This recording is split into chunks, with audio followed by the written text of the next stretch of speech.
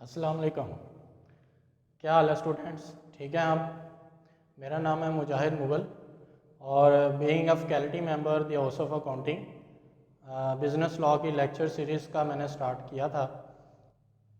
कल हमने एक लेक्चर का जो इंट्रो लेक्चर हमने अपलोड किया जिसमें नेचर ऑफ कॉन्ट्रैक्ट के बारे में मैंने ब्रीफली एक्सप्लेन किया। मैं उसको दोबारा थोड़ा सा रिवाइज़ कर देता हूँ। सबसे पहले हमने ब्रीफ किया प्रॉमिस को। तो डियर स्टूडेंट, प्रॉमिस क्या था? Promise was a simple offer and acceptance. और एग्रीमेंट क्या था? Agreement was the combination of promise plus consideration. तो डियर स्टूडेंट, कंसिडरेशन क्या था? Consideration was something in return which is given और टेकन। जो आप चीज़ ड्यूरिंग द एग्रीमेंट या दे रहे होते हैं या रिसीव कर रहे होते हैं उसे हम कंसिडरेशन कहते हैं। तो डियर स्टूडेंट, उसके बाद हमने कॉन्ट्रैक्ट को पढ़ा। कॉन्ट्रैक्ट क्या था? It was the combination of two things, one is agreement and the other is enforceability. Enforceability के ऊपर हमने बात की थी कि इन्फोर्सिबिलिटी से मुराद क्या होता है। अगर कोई आपसे जर्नल ये क्वेश्चन करता है कि sir what is the meaning of enforceability, तो इन्फोर्सिबिलिटी का मतलब ये होता है कि हर वो एग्रीमेंट जिसे लॉ इन्फोर्स करवाता है through competent court. In other sense you can say कि जिसमें आप कोर्ट में जाके कोई रेमेडी ले सकते हैं। मिसाल के तौर पे अगर मैंने 2 लाख की गाड़ी आपको बेची और आप गाड़ी लेकर चले गए और मुझे 2 लाख रुपया पे नहीं किया जो आपने मेरे साथ डेट तय की थी, तो मेरे पास क्या रेमेडी है? मैं कोर्ट में जाऊंगा। कोर्ट आपको थ्रू कोरियर, थ्रू समन, थ्रू नोटिस आपको वहाँ पे तलब करेगी और आपको कहेगी या तो इसके पैसे पे करें या इसकी गाड़ी वापस करें, अदरवाइज़ आपको डैमेजेस पे करना होंगे। तो डियर स्टूडेंट, इन्फोर्सिबिलिटी का जो कंसेप्ट है ये बहुत आसान है। इन्फोर्सिबिलिटी तभी जनरेट होती है किसी कॉन्ट्रैक्ट के अंदर जब आप लीगल रिलेशनशिप को आप बिल्टअप कर लेते हैं। अब मैंने कल जाते हुए आपसे 2 क्वेश्चन पूछे थे, अगर आपको याद हो। कुछ ने वो आंसर किए हैं और उनके आंसर दुरुस्त हैं। मैं उसको मज़ीद एक्सप्लेन कर देता हूँ। तो मेरा जो पहला क्वेश्चन था वो ये था, क्या सोशल कॉन्ट्रैक्ट को हम लॉफुल या एक वैलिड कॉन्ट्रैक्ट में कन्वर्ट कर सकते हैं? उसकी मिसाल मैंने आपको दी थी कि अगर 2 पार्टीज़ आपस में ये प्रॉमिस करती हैं कि that we will marry to each other, क्या हम उसको कोर्ट में इन्फोर्स कर सकते हैं या नहीं? तो उसका आंसर ये है डियर स्टूडेंट, आपने भी बहुत अच्छा आंसर किया है। एक स्टूडेंट ने आंसर दिया था मुझे कि जी इसको हम इन्फोर्स कर सकते हैं, it depends upon the intention of the parties. लेकिन मैं इसमें कुछ मज़ीद ऐड कर देता हूँ डियर स्टूडेंट कि ये इन्फोर्सेबल उसी सूरत में होगा when it will become a valid contract.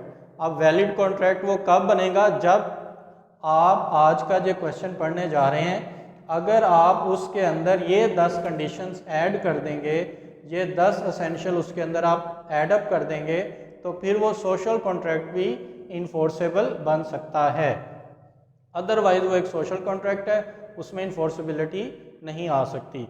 तो दूसरा सवाल जो डियर स्टूडेंट मैंने आपसे पूछा था वो क्या था कि स्कोप किसका ज़्यादा है? डेफिनेटली कॉन्ट्रैक्ट का स्कोप ज़्यादा है क्योंकि एग्रीमेंट इसका एक पार्ट है और कॉन्ट्रैक्ट के आगे बहुत ज़्यादा काइंड्स हैं, टाइप्स हैं, एक वाइडर स्कोप है। बिकॉज ये कमर्शियल एग्रीमेंट की एक टाइप है और कमर्शियल एक्टिविटीज़ बहुत ज़्यादा हैं। अगर आप देखें बिजनेस में ट्रेडिंग है, कॉमर्स है, मैन्युफैक्चरिंग है, आपके इतने गिव एंड टेक है, सेल ऑफ गुड्स है, तो हर एक के अंदर कॉन्ट्रैक्ट इम्प्लीमेंट होता है और कोर्ट जो है वो बाय दी कॉम्पिटेंट अथॉरिटी उसको इन्फोर्स भी करवाती है। तो डियर स्टूडेंट, आज हम बाकायदा फर्स्ट क्वेश्चन को स्टार्ट करेंगे। ये मेरे पास नोट्स भी अवेलेबल हैं। मैंने सर प्रिंसिपल राव सजाद साहब को मैंने ये व्हाट्सएप कर दिए हैं। आप अपना ईमेल आईडी कमेंट्स के नीचे आप लिख दें, उसके ऊपर ये आपको ईमेल कर दिए जाएंगे। और मेरी दूसरी आपसे रिक्वेस्ट है कि आप ये चैनल सब्सक्राइब करें और दूसरों को भी रिकमेंड करें ताकि वो भी इस लेक्चर सीरीज से फ़ायदा उठा सकें। नेक्स्ट मैं ये ऐड करना चाहूँगा कि डियर स्टूडेंट, मेरा जो पहला लेक्चर है वो आप इस लेक्चर को सुनने से पहले आप वो भी ज़रूर सुन लें, क्योंकि मेरा मानना है कि जब तक आप पहला लेक्चर नहीं सुनेंगे आप कनेक्टिविटी के साथ इस टॉपिक को अच्छे तरीके से कवर अप नहीं कर पाएंगे। तो लेट्स सी डियर स्टूडेंट, आज का पहला लेक्चर स्टार्ट करते हैं। तो आज का हमारा जो पहला लेक्चर है on the topic of the essentials of a valid contract, एक वैलिड कॉन्ट्रैक्ट के क्या असेंशियल्स हैं, what are the basic parts, what are the basic terms and conditions of a valid contract. जब तक आप एक वैलिड कॉन्ट्रैक्ट के अंदर ये 10 के 10 उसके लवाजमात पूरे नहीं करेंगे तो वो एक वैलिड कॉन्ट्रैक्ट नहीं होगा। अब अगर आप मुझसे पूछें सर अगर वो एक वैलिड कॉन्ट्रैक्ट नहीं है, हम 7 एसेंशियल पूरे कर देते हैं, 6 कर देते हैं, 4 कर देते हैं, तो है तो वो कॉन्ट्रैक्ट ही। तो उसका आंसर ये है कि आपका वो कॉन्ट्रैक्ट तो होगा लेकिन उसके अंदर इन्फोर्सेबिलिटी नहीं होगी, क्योंकि हम कॉन्ट्रैक्ट कर लेते हैं लेकिन अगर हम उसको ले जाके कोर्ट में नहीं पेश कर सकते तो वो आपका एक यूजलेस है। आप एक बिजनेस प्रोफेशनल्स बनने जा रहे हैं, आपने बहुत सारे लोगों से कॉन्ट्रैक्ट्स करने हैं, अगर जब तक आप ये 10 के 10 एसेंशियल अपने किसी कॉन्ट्रैक्ट में एडअप नहीं करेंगे तो डियर स्टूडेंट आप याद रखें आप कोर्ट में जाके रेमेडी अवेल नहीं कर सकते। कोर्ट आपको सिंपल रिफ्यूज कर देगी that this contract is not enforceable. मिसाल के तौर पे आप एक माइनर शख्स से एग्रीमेंट कर लेते हैं जिसकी उम्र 15 साल है, 12 साल है, और आप उसको पेमेंट करके उससे एक डेट तय कर लेते हैं कि आपने इस डेट पे मुझे गाड़ी डिलीवर करनी है या प्रॉपर्टी देनी है, और on the due date minor refuse कर देता है, पैसे भी लेकर चला जाता है। अब आप क्या करेंगे, अब आप कोर्ट में जाएंगे तो कोर्ट कहेगी this agreement is not enforceable. Why? Because you have not fulfil the one important essential of this valid contract. तो इस क्वेश्चन के अंदर वो तमाम इम्पॉर्टेंट एसेंशियल्स आने वाले हैं। अगर आप उसको कॉन्ट्रैक्ट के अंदर ऐड करेंगे तो ही आपका कॉन्ट्रैक्ट इन्फोर्सेबल है, then you can approach to any court. आप अगर बिजनेसमैन नहीं भी हैं, आप एक जर्नल पर्सन हैं, आप रूटीन लाइफ में कभी ना कभी हमें एक कॉन्ट्रैक्ट करने की ज़रूरत पड़ती है। अगर आप ये कॉन्ट्रैक्ट कहीं भी किसी भी सूरत किसी भी शख्स के साथ किसी भी वैल्यू के ऊपर कर रहे हों तो डियर स्टूडेंट याद रखना अगर उसमें ये 10 एसेंशियल नहीं होंगे तो आप एक वैलिड कॉन्ट्रैक्ट परफॉर्म नहीं कर रहे। हो सकता है, पॉसिबिलिटी है कि वो कॉन्ट्रैक्ट तो आप कर लें लेकिन उससे आपको बहुत ज़्यादा नुकसान हो सकता है, क्योंकि जब हम कोर्ट में नहीं जा सकते तो हमारे कॉन्ट्रैक्ट करने का कोई फ़ायदा नहीं है। तो dear contract, let's start our lecture. पहली हम फर्स्ट ऑफ ऑल हम डिफ़ाइन करेंगे कि कॉन्ट्रैक्ट एक्ट है क्या। कॉन्ट्रैक्ट एक्ट मैंने कल भी आपको डिफ़ाइन किया था कि 1872 के अंदर ये कॉन्ट्रैक्ट एक्ट पास हुआ, और एट दैट टाइम जो ब्रिटिशर्स थे वो ऑक्यूपाइड थे सब कॉन्टिनेंट के ऊपर। अब कोई भी अगर एक्ट पास होता है तो उसके लिए ज़रूरी है कि वहाँ की पार्लियामेंट उसको मेजॉरिटी के साथ अप्रूव करे। तो इंडियन पार्लियामेंट ने तब इसको मेजॉरिटी के साथ अप्रूव किया तो ये वहाँ पे इम्प्लीमेंट हो गया। सितंबर आई थिंक उसका महीना था, 7 सितंबर से ये इम्प्लीमेंट हो गया। डेट करेक्ट कर लीजिएगा डियर स्टूडेंट। उसके बाद पाकिस्तान जब बना तो हमने एज इट इज़ इसको अप्लाई कर लिया पाकिस्तान के अंदर। लेकिन लॉ ऑफ कॉन्ट्रैक्ट के अंदर फिर इसका सेल ऑफ गुड्स एक्ट भी है, एक पार्टनरशिप एक्ट भी है। With the passage of time चूँकि ये कमर्शियल कॉन्ट्रैक्ट्स बहुत ज़्यादा हो गए थे क्वांटिटी के अंदर, फिर हमने इनकी पार्टीशन कर ली। पार्टीशन करने के बाद हमने इसमें सेल ऑफ गुड्स एक्ट को अलहदा कर दिया, नेगोशिएबल इंस्ट्रूमेंट एक्ट को अलहदा कर दिया, फिर हमने पार्टनरशिप एक्ट को अलहदा कर दिया, कंपनीज जो एग्रीमेंट्स थे उनको अलहदा कर दिया। तो अब हमारे पास एट द फर्स्ट स्टेज जो पढ़ने वाला है वो है कॉन्ट्रैक्ट एक्ट 1872। इसमें सबसे पहले हम डिफ़ाइन करते हैं डियर स्टूडेंट कॉन्ट्रैक्ट को। मैं यहाँ पे एक्सप्लेन करूँगा प्रॉपर डेफिनेशंस के साथ, ये नोट्स आपको अवेलेबल होंगे। अदरवाइज जो बुक आपको रिकमेंड की है जो आप पढ़ रहे हैं खालिद महमूद चीमा साहब की, वो भी बेहतरीन है, लेकिन सॉफ्ट कॉपी में आप ये ज़रूर ले लीजिएगा ताकि आप कंपैरिजन के साथ पढ़ेंगे तो आपको समझने में आसानी होगी। इंट्रो के अंदर डियर स्टूडेंट आप कॉन्ट्रैक्ट एक्ट के हवाले से बताएं और बताएं इसके पार्ट्स क्या थे और इसको बनाने का मकसद क्या था, क्योंकि फ्रॉडुलेंट एक्टिविटीज़ बिजनेस के अंदर बहुत ज़्यादा होना शुरू हो गई थी। फिर रूल्स एंड रेगुलेशंस को कवर अप करने के लिए, ख़त्म करने के लिए हम ये कॉन्ट्रैक्ट एक्ट को जो है वो सब कॉन्टिनेंट के अंदर इंट्रोड्यूस करवाया गया। तो कॉन्ट्रैक्ट क्या है डियर स्टूडेंट, आपने पहले भी इसकी डेफिनेशन पढ़ी है, मैं दोबारा उसको रिपीट कर देता हूँ। जिस तरह के सामन की जो डेफिनेशन है कॉन्ट्रैक्ट एक्ट के ऊपर, वो क्या है कि एक ऐसा एग्रीमेंट जो कि क्रिएट करता है लीगल ऑब्लिगेशंस, यानी कि हर वो कॉन्ट्रैक्ट जो इन्फोर्सेबल बाय लॉ है। This is the simple definition कि हर एग्रीमेंट जो इन्फोर्सेबल बाय लॉ है उसको क्या कहेंगे, कॉन्ट्रैक्ट कहेंगे। This is the simple definition. दो पार्टीज जब भी आपस में इस इंटेंट के साथ लीगल रिलेशनशिप बिल्ड करें, कल को कोर्ट में कोई भी पार्टी जाके लीगल रेमेडी अवेल कर सकती है, तो उसे हम क्या कहेंगे, अ वैलिड कॉन्ट्रैक्ट, यानी कि उसको हम एक कॉन्ट्रैक्ट की डेफिनेशन के ज़ुमरे में लेके आएंगे। तो डियर स्टूडेंट, इसके साथ एक दो और डेफिनेशंस हैं, वो भी आपने कवर अप करनी है। असेंशियल्स ऑफ कॉन्ट्रैक्ट का जो क्वेश्चन है वो एक और सेंस में पूछा जाता है, ऑल एग्रीमेंट्स आर कॉन्ट्रैक्ट्स या all contracts are not agreements, क्या सारे एग्रीमेंट्स कॉन्ट्रैक्ट होते हैं या सारे कॉन्ट्रैक्ट्स एग्रीमेंट्स हैं।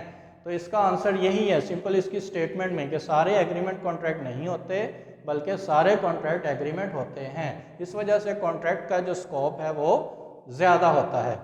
आप सबसे पहले जब क्वेश्चन स्टार्ट करें आप इंट्रो लिखें, आप एग्रीमेंट को डिफ़ाइन करें, फिर आप कॉन्ट्रैक्ट को डिफ़ाइन करें, फिर आप उसके एलिमेंट्स लिखें, फिर आप उसकी एक इलस्ट्रेशन या एग्जांपल लिखें, उसके बाद फिर आप essentials of a valid contract के ऊपर आ जाएं।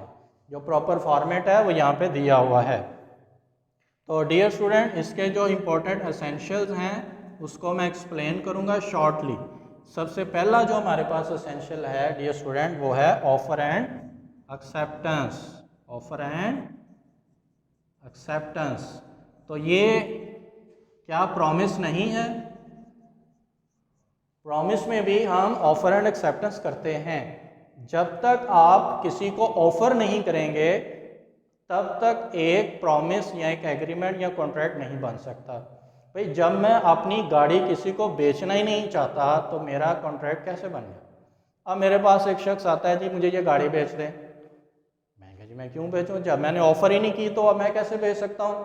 वो कोर्ट में चला जाए कि जी ये मुझे गाड़ी नहीं बेच रहा, मैं कहा जी मैंने तो ऑफर ही नहीं दी।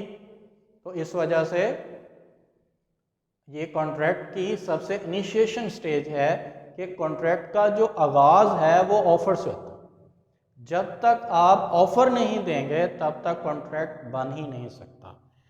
और डियर स्टूडेंट, इसके आगे जितने भी ये एसेंशियल्स आप पढ़ेंगे वो सब के सब आगे जाके चैप्टर्स बनने वाले। इस हर एक एसेंशियल की फिर आगे आप डिटेल पढ़ने जा रहे हैं, इनकी मज़ीद एक्सप्लेनेशन है। आगे ऑफर के ऊपर एक पूरा 20 मार्क का क्वेश्चन है, एक्सेप्टेंस के ऊपर 20 मार्क्स का क्वेश्चन है, ऑफर की रेवोकेशन के ऊपर क्वेश्चन है, एक्सेप्टेंस की रेवोकेशन पे पूरा एक क्वेश्चन है। लेकिन यहाँ समझने के लिए ज़रूरी है कि कॉन्ट्रैक्ट का सबसे प्राइमरी और सबसे बुनियादी जो एसेंशियल है जहाँ से कॉन्ट्रैक्ट शुरू होता है that is offer and acceptance. तो डियर स्टूडेंट याद रखें, मिसाल के तौर पे जो निकाह है क्या वो एक वैलिड कॉन्ट्रैक्ट है या एक सोशल एग्रीमेंट है? ये मैं क्वेश्चन आपके पास छोड़ के जा रहा हूँ। तो आपने मुझे इसका आंसर करना है, क्योंकि उसमें भी ऑफर एंड एक्सेप्टेंस होती है। पार्टी ऑफर करती है जी so and so person you are accepted, and जो ऑन अदर साइड दूसरी पार्टी कहती है जी एक्सेप्टेड। फिर दोनों के साइन भी होते हैं। और अब आपने मुझे बताना है कि whether it is a social agreement और it is a valid contract. ये मैं क्वेश्चन आपके पास छोड़ के जा रहा हूँ। क्या कल को कोई उसकी वायलेट करता है या उसमें जो टर्म्स एंड कंडीशन निकाहनामे के अंदर हम जो तय कर लेते हैं पार्टीज, तो क्या उसके अंदर हम कल को अगर कोई पार्टी उसको पूरा नहीं करेगी तो क्या हम कोर्ट में जाकर रेमेडी ले सकते हैं या रेमेडी नहीं ले सकते? तो this is my first question. तो आप इसकी एग्जांपल यही कहेंगे, आई ऑफर टू बी और to mister Kasim that I want to sell my car, this is called offer. इसकी एग्जांपल यहाँ तक ही होगी, इसमें एक्सेप्टेंस का जिक्र नहीं करेंगे आप, क्योंकि अभी आप सिर्फ एग्जांपल ऑफर की दे रहे हैं। तो ऑफर तक ही आपने इसको इलस्ट्रेट करना है। मिसाल मैं फिर रिपीट कर देता हूँ, I offer mister Aslam to sell my car for ₹2 lakh, this is called valid offer. ये वैलिड ऑफर है। वैलिड ऑफर जो होती है ये एक्सप्रेस होती है, रिटर्न फॉर्म में होती है। अब आप कहेंगे मैंने दिल में ऑफर किया तो ऐसा कुछ नहीं हो सकता। ऑफ़र जो होगी हमेशा एक्सप्रेस फॉर्म में होगी, वर्ड्स की सूरत में होगी। आँखों में भी ऑफ़र नहीं हो सकती जी मैंने ऐसे बेचना है, तो ये भी वो कुछ नहीं। तो ऑफ़र लॉ के सेंस में जब तक रिटर्न नहीं होगी, एक्सप्रेस फॉर्म में नहीं होगी, अंडरस्टैंडेबल फॉर्म में होगी, तो वो वैलिड ऑफ़र नहीं होगी, क्योंकि ऑफ़र की भी बहुत ज़्यादा टर्म्स एंड कंडीशंस अवेलेबल हैं। तो डियर स्टूडेंट, आई होप यहाँ तक आपको समझ आ गई होगी। तो जाहिर बात है, ऑफ़र जिसको भी करेंगे उसके लिए दूसरी पार्टी मौजूद होना ज़रूरी है। तो offer and acceptance must be between 2 और मोर पार्टीज़। अब अपने आप के तो ऑफ़र नहीं कर सकते कि जी मैं प्रॉमिस करता हूँ कि ये गाड़ी मैं अपने आप को बेचूंगा, तो ऐसा तो कभी नहीं हो सकता। ऑफ़र जो है हमेशा सेकंड पार्टी या मोर देन 2 पार्टीज़ को आप ऑफ़र करते हैं। तो dear student, it was my first important essential, and do remember what is the second important essential? Intention to create legal relationship. Intention to create legal relationship, ये बहुत समझने वाली बात है डियर स्टूडेंट के इंटेंशन का मतलब होता है नीयत। टू क्रिएट लीगल रिलेशनशिप, आप इस तरह की इंटेंशन रखते हैं कि आप उस एग्रीमेंट को, उस कॉन्ट्रैक्ट को लीगल फॉर्म में कन्वर्ट करना चाहें। अगर आपकी इंटेंशन नहीं है उसको लीगल टर्म्स एंड कंडीशन में कन्वर्ट करने की, तो ये एक वैलिड कॉन्ट्रैक्ट नहीं होगा। तो ये बात ध्यान में रखें कि the parties must have intention to create legal relationship.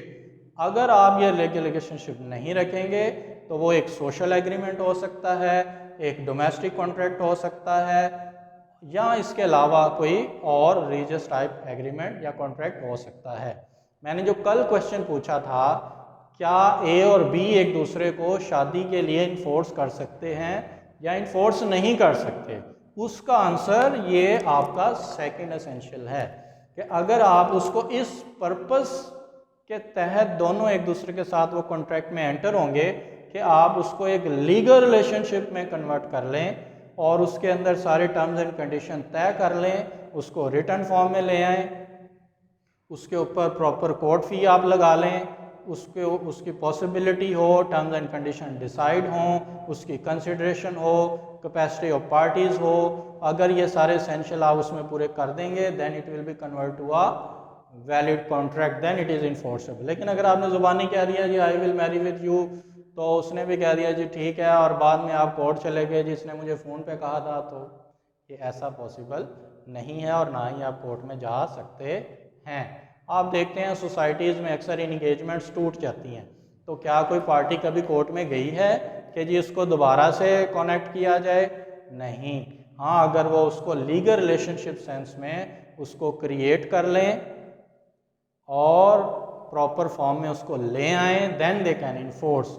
अगर दूसरी पार्टी तब उससे रिफ्यूज़ करेगी, then that particular party have to pay damages. Court में एक बार हमारे पास केस आया, वो एक जर्नैल था। केस क्या था कि इसी तरह इंगेजमेंट तय होनी थी, कार्ड डिस्ट्रीब्यूट हो गए, सबको इनविटेशन मिल चुकी थी, तो डेट फिक्स हो चुकी थी, सबको इन्फॉर्म किया जा चुका था, गेस्ट वहाँ से रवाना हो चुके थे। जैसे ही दिन करीब पहुँचा तो दूसरी पार्टी ने कहा सॉरी, हम ये जो है इंगेजमेंट नहीं करना चाहते। तो अब जिसका लाखों रुपए का नुकसान हुआ लड़की वालों का, तो अब उनके पास क्या राइट है कि वो कोई एक्शन ले सकते हैं? डेफिनेटली वो कोर्ट को अप्रोच कर सकते हैं if they converted agreement into a legal form. वो कोर्ट को अप्रोच करके अगर वो एग्रीमेंट फुलफिल नहीं करेंगे तो आपको डैमेजेस देंगे, और उसमें वो आर्मी पर्सन ने डैमेजेस क्लेम किए 1 करोड़ रुपए के कि जी मुझे मेंटल डिसऑर्डर हुई है, मेरे घर का जो है वो कंफर्ट डिस्टर्ब हुआ है, मेरी फैमिली में बदनामी हुई है, लिहाजा मेरी डेफामेशन वो 1 करोड़ रुपया बनती, तो लिहाजा ये मुझे पे करे। तो आप भी ले सकते हैं।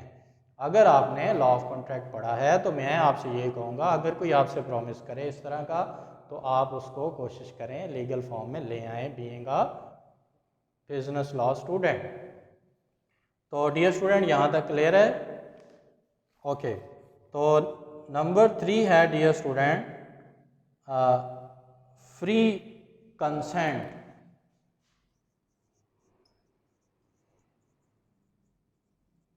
डियर स्टूडेंट फ्री कंसेंट क्या है? Free consent is very important element.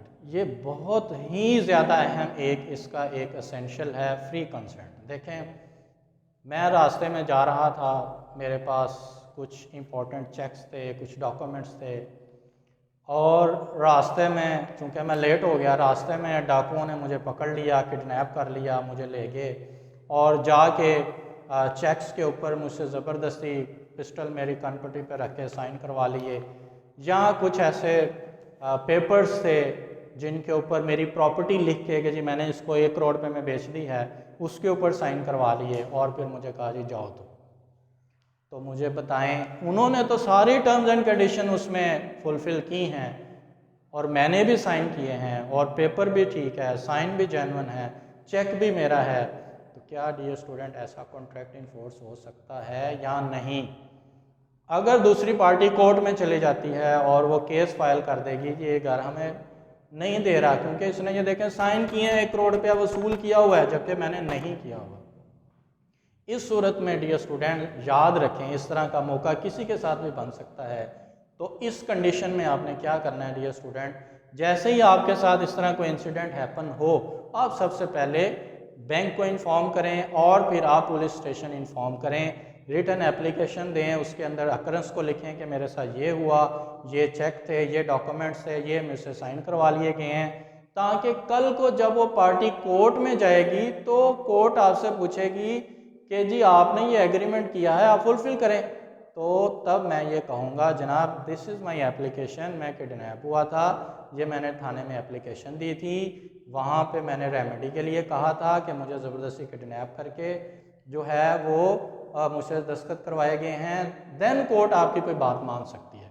तो लेकिन अगर आप कहें नहीं जी मुझे इसने किडनैप करवाया था और कोर्ट कहेगी अच्छा किडनैप करवाया था तो क्या प्रूफ है?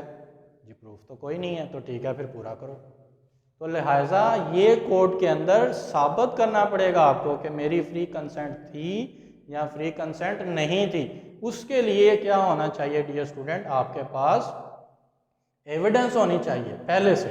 अगर पहले से ही आपके पास एविडेंस मौजूद होगी तो then you can proof in a court, तो कोर्ट आपको उसके बेस पे रेमेडी देगी और उस कॉन्ट्रैक्ट को नल एंड वाइड डिक्लेयर कर देगी। तो याद रखिएगा फ्री कंसेंट जो है ये 4 चीज़ों पे बेस करती है। अगर ये 4 चीज़ें मौजूद हों तो फ्री कंसेंट नहीं है, अगर ये 4 चीज़ें मौजूद ना हों तो फिर फ्री कंसेंट होती है। तो डियर स्टूडेंट फ्री कंसेंट में सबसे पहले तो ये बात है कि उसमें किसी भी किस्म का कोर्जन ना हो। कोर्जन मीन थ्रेट ना हो। जिस तरह मैंने आपको बताया कि अंडर गन पॉइंट मुझसे दस्तखत करवाए गए, दिस इज़ द कोर्जन, इसको थ्रेट कहेंगे, इसको धमकी कहेंगे। तो अगर इस तरह का कोई एलिमेंट है, या मिसाल के तौर पे मुझे कोई फ़ोन करता है और कहता है जी I will kill you, I will kill your child, अगर तुमने मुझे ये अपना घर ना बेचा, मुझे बताएं, मैं तो जान बचाने के लिए तो उसको दे दूंगा। तो अब इस तरह का जो एलिमेंट है ये है कोर्जन।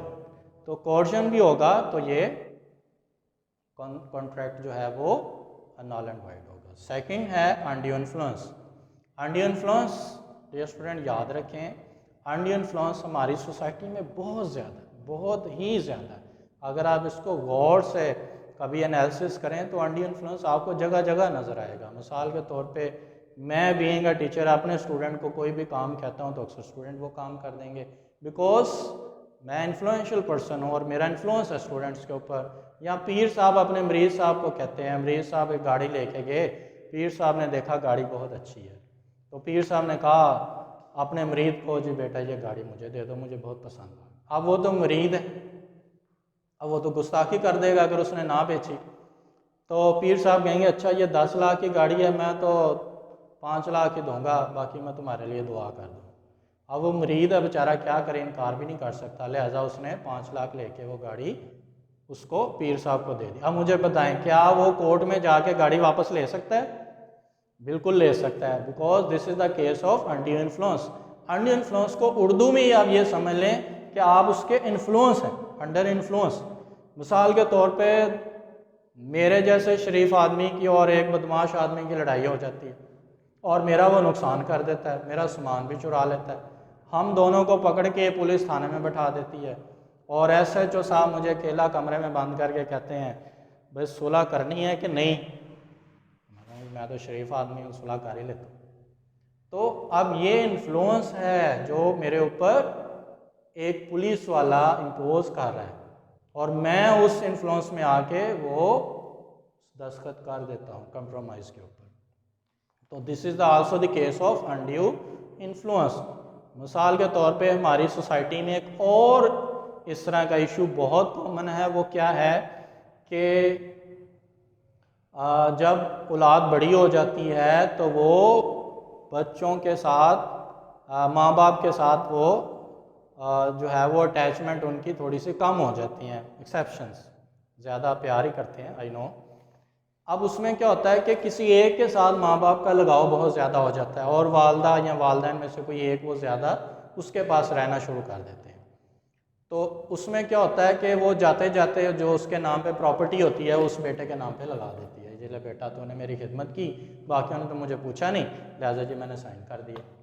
अब जो दूसरे उसके लीगल हेयर्स हैं वो इस ग्राउंड पे कोर्ट में चले जाते हैं क्योंकि इसकी एज स्टैंडर्ड है, ये बुढ़ापे में है, लिहाजा इसके ऊपर इन्फ्लुएंस हो सकता है। तो उस केस में भी आप इसको चैलेंज कर सकते हैं। तो third thing dear student, free consent में वो है जी फ्रॉड।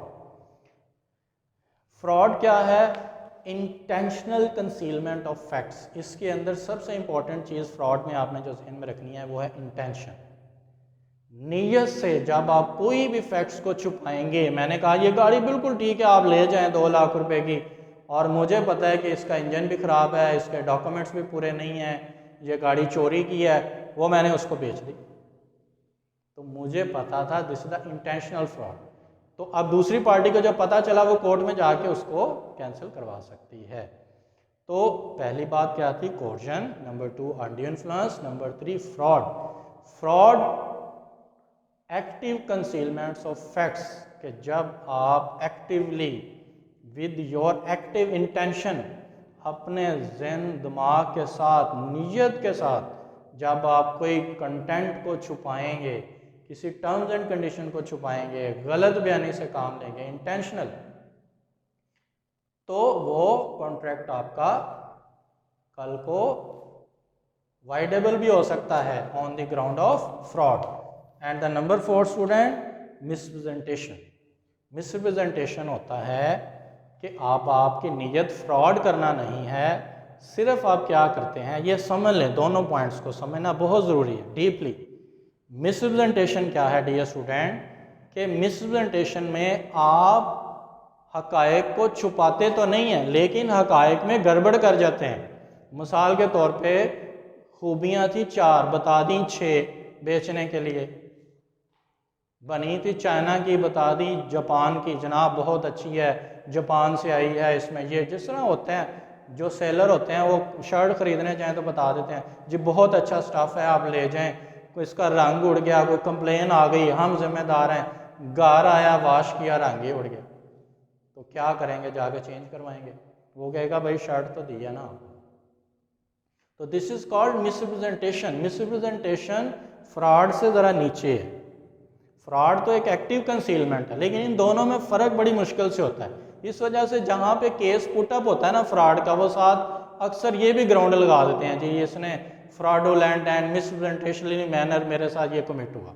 तो दोनों चीज़ें अक्सर मैंने देखा है जब सूट फाइल करते हैं तो दोनों ये कंटेंट कंबाइन लिखे होते हैं, क्योंकि इन दोनों में फ़र्क करना मुश्किल है, माइनर्स हैं, मिन्यूट्स हैं। आप पठानों को देख लें, जब वो चीज़ बेचते हैं कहते हैं जिसमें ये भी खूबियाँ, ये भी हैं, ये भी हैं, ये भी हैं, तो आप इतनी खूबियाँ सुन के घर ले आते हैं, दूसरे दिन सड़ जाती है चीज़। तो अब फ्रॉड नहीं किया उसने, आपको चीज़ तो दी है ना। अब ये थी मिसरिप्रेजेंटेशन। मिसरिप्रेजेंटेशन मीन कि जो उसके अंदर क्वालिटीज़ थी वो आपने थोड़ी कम बताई या बहुत ज़्यादा बता दी, किस लिए? ताकि वो आपके साथ कॉन्ट्रैक्ट में शामिल हो जाए। मकसद क्या होता है मिसरिप्रेजेंटेशन का? कि उसको कॉन्ट्रैक्ट के अंदर शामिल करना। तो क्लियर है डियर स्टूडेंट?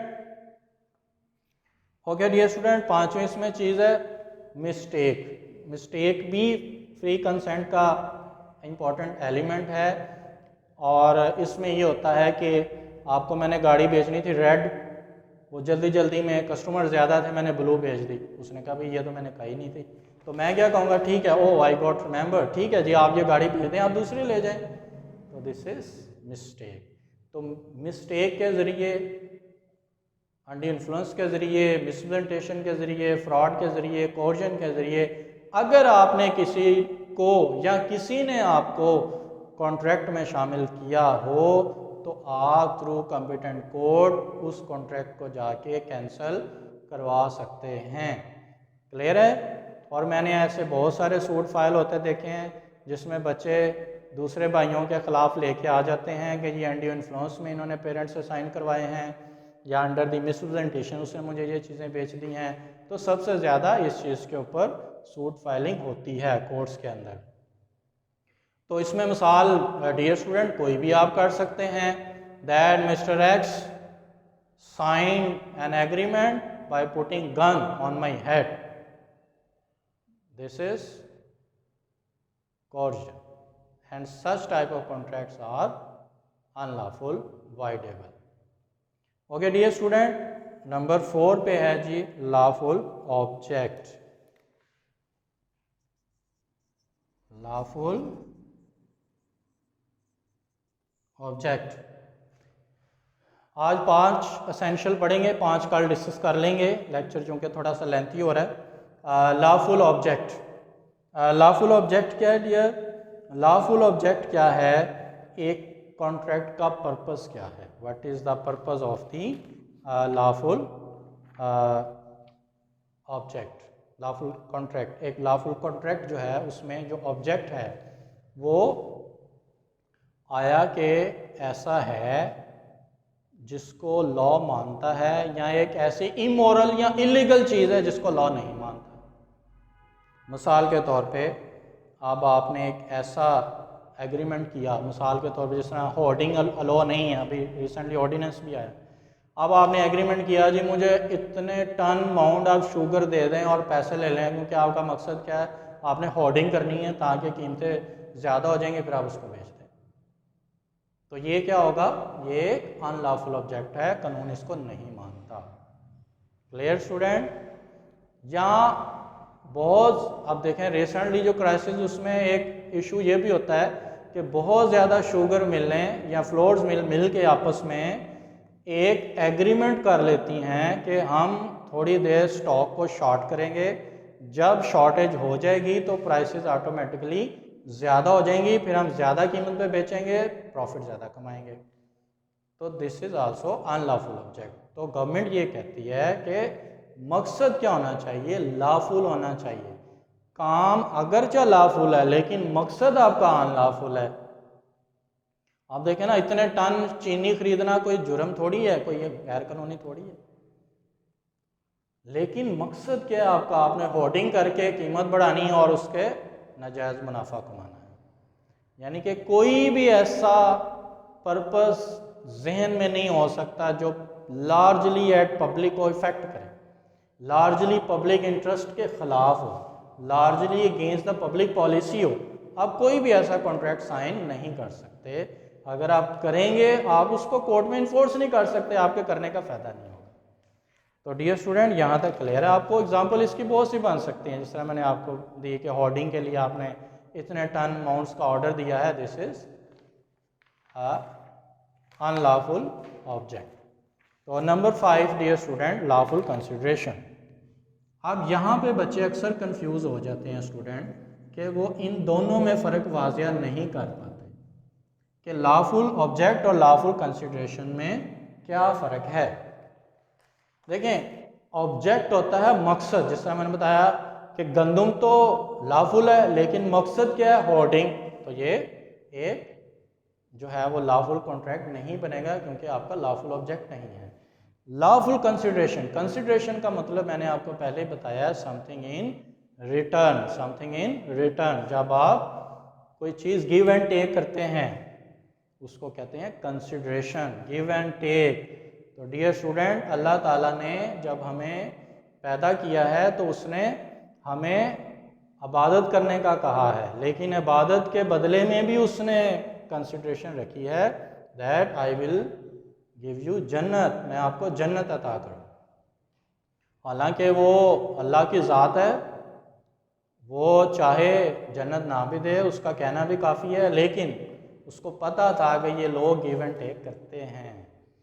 ये ह्यूमन माइंड जो है ये ग्रीडी है, ये गिव एंड टेक मांगता है, लिहाजा अल्लाह ताला ने कहा ये अच्छे काम करो मैं जन्नत दूँ। फिर जन्नत में भी कैटेगरीज रख दी, इतने अच्छे काम ये जन्नत, ये अच्छे काम ये जन्नत, दिस इज द कंसिडरेशन। तो ऐसे ही जब भी हम कोई लेन देन आपस में करते हैं तो कंसिडरेशन को जहन में रख लेते हैं, भाई मैं इसको ये दे रहा हूँ मुझे क्या मिलेगा। आजकल लोग तल्लुकात में भी प्रोफेशनल हो चुके हैं, कोई किसी को चाय नहीं बुलाता जब तक उसको ये ना पता चल जाए कि इससे मुझे ये फ़ायदा होगा। तो तल्लुकात में भी प्रोफेशनल, पहले हम तल्लुकात में सोशल थे, डोमेस्टिक थे, आज हमारे तल्लुकात भी प्रोफेशनल हो चुके हैं। हम गिव एंड टेक पे बिलीव करते हैं, हम उसी को चाय पिला रहे होते हैं जिससे हमें कल को कोई फ़ायदा होने वाला होता है, हम उसी के पास बैठ रहे होते हैं जिससे हम कल को कोई फ़ायदा लेने वाले होते हैं। तो जिससे हमें कुछ नहीं मिलने वाला होता उसको हम दरवाजे से फारग कर देते हैं। तो डियर स्टूडेंट, जो कंसिडरेशन है इसी तरह कॉन्ट्रैक्ट के अंदर बड़ी अहमियत की हामिल है। जो कंसिडरेशन है ये रिटर्न है विच इज़ गिवन और टेकन। और कानून क्या कहता है, ये कंसिडरेशन कैसी होनी चाहिए, ये भी लॉफुल होनी चाहिए, ऑब्जेक्ट भी लॉफुल होना चाहिए, कंसिडरेशन। मिसाल के तौर पे अगर एग्जांपल दूंगा आपको मज़ीद क्लियर हो जाएगा। आपने मुझसे कॉन्ट्रैक्ट किया कि 2 लाख रुपए की आपने मुझे चर्स बेचनी, शराब बेचनी है, लिक्वर बेचनी। अब मैंने कॉन्ट्रैक्ट साइन कर दिया और कहा जी ठीक है 2 लाख रुपए की आपको चर्स मिल जाएगी। तो मैंने बाद में बेची नहीं, पैसे लेके फ़रार हो गया, तो क्या आप मेरे खिलाफ़ कोर्ट में जाएंगे कि जी इसने मुझसे चर्स नहीं बेची? तो क्यों नहीं जाएंगे? क्योंकि ये एक लॉफुल कंसिडरेशन नहीं है। कोर्ट कहेगी अच्छा तो तू चर्स बेचता है, आना पहले तेरा तो इलाज करें ना हम। तो लिहाजा आप कोर्ट में कोई ऐसी अनलॉफुल कंसिडरेशन लेके नहीं जा सकते। एक और एग्जांपल ले लें, आपने किसी को फ़ोन किया और धमकी दी कि मैं तुम्हारे बच्चे को वाह कर लूँगा, इतने पैसे दे दो। कोर्जन है ना, साइन करवा लिया आपने उससे, उससे पैसे ले लिए और उसका बेबी उसको डिलीवर नहीं किया। तो इस तरह के जो मामलात हैं वो भी कोर्ट में नहीं जा सकते कि जी उसने जनाब बेबी डिलीवर। तो दीज आर द ऑफेंसेस, इसको ऑफेंसेस के ज़ुमरे में ले आते हैं। ये कॉन्ट्रैक्ट्स नहीं होते, ये ऑफेंसेस होते हैं, ये जुर्म होते हैं। और जो जुर्म होता है उसकी सज़ा अलग से पाकिस्तान पीनल कोड में लिखी हुई है। तो डियर स्टूडेंट, ये याद रखें कि consideration must be lawful and must be real, और रियल होनी चाहिए, हकीकी होनी चाहिए, अनरियल नहीं होनी चाहिए। यानी कि एक ऐसी चीज़ ना हो जो नज़र ही ना आ रही हो और सबके सामने हो, क्लियर हो, वेल नोन हो, ऐसी कंसिडरेशन होनी चाहिए। तो डियर स्टूडेंट, यहाँ तक हमारे 5 पॉइंट्स हैं। 5 पॉइंट्स इंशाल्लाह नेक्स्ट लेक्चर में डिस्कस करेंगे। और वंस अगेन मेरी आपसे रिक्वेस्ट है कि ये लेक्चर खुद भी सुने, दूसरों को भी रिकमेंड करें। हाँ, अगर कहीं पे मेरी कोई मिस्टेक है मैं आपसे ये कहूँगा, आप नीचे कमेंट में उसको करेक्ट कर सकते हैं, मैं उस पर अपोलोजाइज़ करूँगा। और कोशिश करें कि इसको दूसरों को रिकमेंड करें ताकि एग्ज़ामिनेशन पॉइंट ऑफ व्यू से आप मैक्सिमम जो है वो ज़्यादा से ज़्यादा स्टूडेंट इससे फ़ायदा हासिल कर सकें। बहुत शुक्रिया स्टूडेंट।